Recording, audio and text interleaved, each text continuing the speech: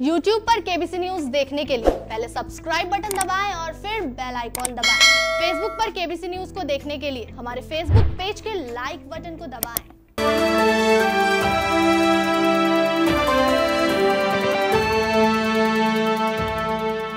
आइए जानते हैं आज की कुछ प्रमुख अंतर्राष्ट्रीय खबरों को। उससे पहले एक नजर आज के हेडलाइंस पर।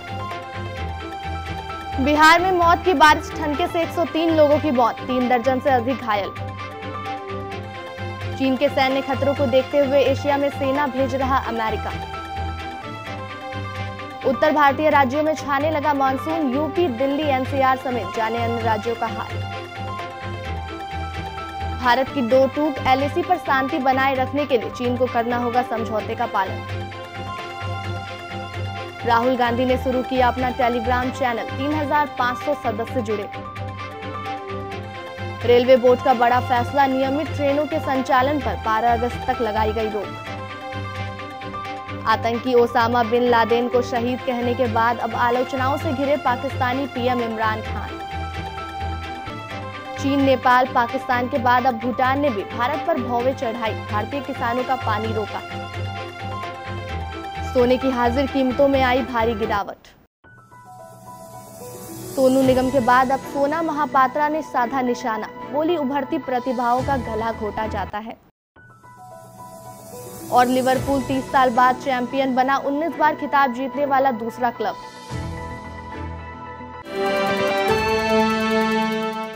राज्य भर में बारिश के दौरान ठनका गिरने से 103 लोगों की मौत हो गई, जबकि 3 दर्जन से अधिक लोग घायल हुए हैं। मृतकों में ज्यादातर खेती किसानी से जुड़े लोग शामिल हैं। हालांकि आपदा प्रबंधन विभाग ने 83 लोगों की ही मौत की पुष्टि की है। सबसे अधिक गोपालगंज में 13 लोगों की मौत हुई है।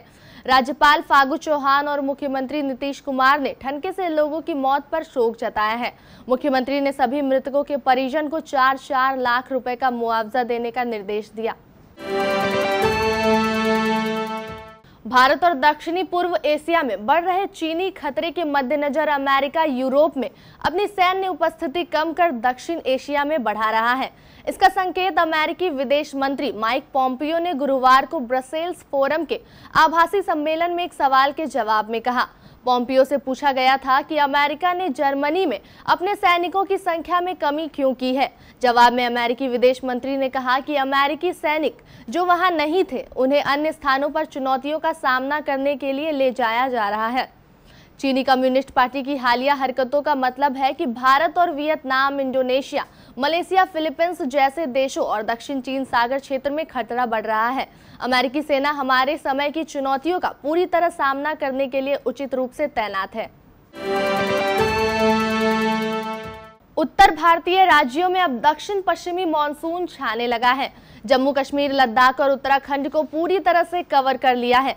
वहीं उत्तर प्रदेश, राजस्थान, हिमाचल प्रदेश, पंजाब और हरियाणा के कई इलाकों में बुधवार को मानसूनी बारिश हुई। भारतीय मौसम विभाग ने बताया कि राजस्थान के कुछ और हिस्सों, उत्तर प्रदेश के शेष हिस्सों, हरियाणा और पंजाब के अधिकांश हिस्सों में अगले 24 घंटे के दौरान मानसून के आगे बढ़ने और बारिश की परिस्थितियां अनुकूल है।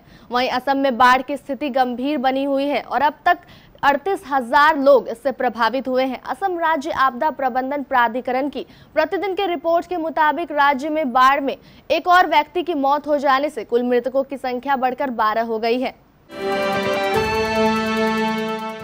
चीन के साथ गलवान घाटी में तनावपूर्ण स्थिति के बीच विदेश मंत्रालय ने गुरुवार को कहा कि चीन को अगर शांति और शांति व्यवस्था बनाई रखनी है तो दोनों राष्ट्रों के बीच पूर्व में किए गए समझौतों का सम्मान करना होगा। पूर्वी लद्दाख क्षेत्र में चीनी कार्रवाई के कारण क्षेत्र में तनाव बढ़ा है और 15 जून की हिंसक झड़प भी इसी का परिणाम थी, जिसमें भारत के 20 सैनिक शहीद हो गए। विदेश मंत्रालय के प्रवक्ता अनुराग श्रीवास्तव ने कहा कि मई की शुरुआत में चीनी सैनिकों द्वारा लद्दाख के गलवान घाटी क्षेत्र में भारत की सामान्य पारंपरिक गश्त पैटर्न को रोकने से वास्तविक नियंत्रण रेखा पर तनावपूर्ण स्थिति पैदा हुई और दोनों देशों के बीच संबंधों में गिरावट आ गई। कांग्रेस नेता राहुल गांधी अब टेलीग्राम के माध्यम से अपने समर्थकों से जुड़ेंगे। पार्टी सूत्रों ने जानकारी दी कि राहुल ने अपना एक टेलीग्राम चैनल शुरू कर दिया है, जिसके माध्यम से वह लोगों से सीधे जुड़ना शुरू कर देंगे। सूत्रों ने बताया कि राहुल गांधी संसद सदस्य का आधिकारिक चैनल जल्द ही सत्यापित हो जाएगा। उसके टेलीग्राम चैनल में अभी तक करीब 3,500 सदस्य जुड़े हुए हैं। राहुल गांधी जनता तक पहुंचने के लिए प्रत्यक्ष रूप से संदेश पहुंचाने का तरीका अपना रहे हैं, जबकि वह सोशल मीडिया, ट्विटर और फेसबुक का उपयोग सरकार और उनकी नीतियों की आलोचना करने के लिए करते रहे हैं। आपको बता दें कि टेलीग्राम चैनल संदेश भेजने वाला एक एप्लीकेशन है, जहां सिर्फ एडमिन ही संदेश भेज और देख सकता है। यह चैनल सार्वजनिक संदेश को बड़ी संख्या में लोगों तक पहुँचाने का एक माध्यम है। कोरोना संक्रमण के बढ़ते प्रकोप को देखते हुए बंद चल रही नियमित ट्रेनों का संचालन 12 अगस्त तक बहाल नहीं होगा। इन नियमित ट्रेनों में रेगुलर पैसेंजर, एक्सप्रेस व मेल ट्रेनों के साथ साथ सब अर्बन ट्रेनों का संचालन भी शामिल है। हालांकि अभी चलाई जा रही सीमित संख्या में स्पेशल ट्रेनों का संचालन पूर्व की भांति होता रहेगा। गृह मंत्रालय की सलाह पर रेलवे बोर्ड ने यह फैसला कोरोना महामारी के प्रकोप को देखते हुए एहतियातन लिया है। भारतीय रेलवे ने एक सर्कुलर जारी कर कहा है कि नियमित पैसेंजर, मेल और एक्सप्रेस ट्रेनों का संचालन 12 अगस्त तक बंद रहेगा। इस दौरान यात्रा के लिए जिन यात्रियों ने ट्रेन का टिकट लिया हो वे रद्द हो जाएंगे और उनका पैसा उनके बैंक खाते में बिना किसी कटौती से वापस हो जाएगा। पाकिस्तान के प्रधानमंत्री इमरान खान को तगड़ी आलोचना का सामना करना पड़ रहा है। इमरान खान की आलोचना उनके उस बयान पर की जा रही है जिसमें उन्होंने 9/11 हमले के मास्टरमाइंड और अलकायदा के कमांडर रहे ओसामा बिन लादेन को शहीद करार दिया है। इमरान खान ने पाकिस्तान और अमेरिकी रिश्तों के बारे में बोलते हुए संसद में यह बयान दिया है। गौरतलब है कि अमेरिकी स्पेशल फोर्स ने 2011 में बिन लादेन को मार गिराया था। इमरान खान ने कहा कि अमेरिकी एबोटाबाद आए और ओसामा बिन लादेन को मार दिया, शहीद कर दिया। इसके बाद से इमरान खान की आलोचना थम नहीं रही है।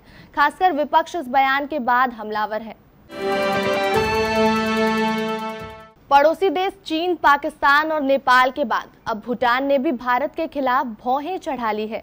चीन के दबाव में असम के करीब भूटान ने भारतीय सीमा पर सिंचाई के लिए पानी छोड़ना बंद कर दिया है। इससे सीमावर्ती 25 गांवों के हजारों किसानों पर संकट आ गया है। गुवाहाटी में सूत्रों के अनुसार धान की रोपाई के लिए मानव निर्मित सिंचाई प्रणाली डोंग को बाधित किए जाने के खिलाफ किसानों ने विरोध प्रदर्शन किया है। इस सीमावर्ती क्षेत्र में भूटान और भारत के किसान इस सिंचाई प्रणाली का उपयोग वर्ष 1953 से करते आ रहे हैं। घरेलू सराफा बाजार में सोने की हाजिर कीमतों में गुरुवार को गिरावट दर्ज की गई। HDFC सिक्योरिटी के अनुसार राष्ट्रीय राजधानी दिल्ली में गुरुवार को सोने के भाव 293 रुपए प्रति 10 ग्राम की गिरावट आई है। इस गिरावट में सोने की कीमत 49,072 रुपए प्रति 10 ग्राम हो गई है। सिक्योरिटीज के अनुसार रुपए में मजबूती के चलते गुरुवार को सोने के घरेलू हाजिर भाव में यह गिरावट दर्ज की गई। गौरतलब है कि पिछले सत्र में बुधवार को सोना 49,365 रुपए प्रति 10 ग्राम पर बंद हुआ था। फिल्म इंडस्ट्री में नेपोटिज्म और संगीत माफिया के बारे में सभी चर्चाओं के बीच सोना महापात्रा ने अपने सोशल मीडिया पर एक वीडियो शेयर किया है। इस वीडियो के जरिए सोना ने लोगों को इंडस्ट्री में किए जाने वाले जरूरी बदलाव पर बात की है, जिसे 1 लाख से ज्यादा बार देखा जा चुका है। अपने बेबाक विचार के लिए जानी जाने वाली सोना महापात्रा का मानना है कि पूरे म्यूजिकल इकोसिस्टम को फिर से जमीन पर उतारने की जरूरत है। भारतीय संगीत उद्योग फिल्म इंडस्ट्री का एकमात्र एक्सटेंशन है और इसलिए फिल्म संगीत पर बहुत जोर देता है, लेकिन हकीकत में हमारे यहाँ उभरती प्रतिभाओं का गला घोटा जाता है।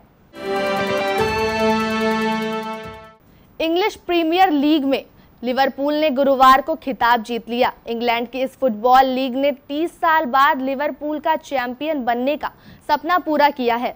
132 साल के इतिहास में मैनचेस्टर यूनाइटेड के बाद लिवरपूल के पास ही सबसे ज्यादा लीग खिताब है। कोरोना वायरस के कारण मार्च में प्रीमियर लीग रोक दी गई थी। 3 महीने के इंतजार के बाद यह 17 जून से फिर शुरू हुई। लिवरपूल के चैंपियन बनने का रास्ता चेल्सी और मैनचेस्टर सिटी के मैच से हुआ। गुरुवार रात चेल्सी ने दूसरे स्थान पर काबिज मैनचेस्टर सिटी को 2-1 से हरा दिया।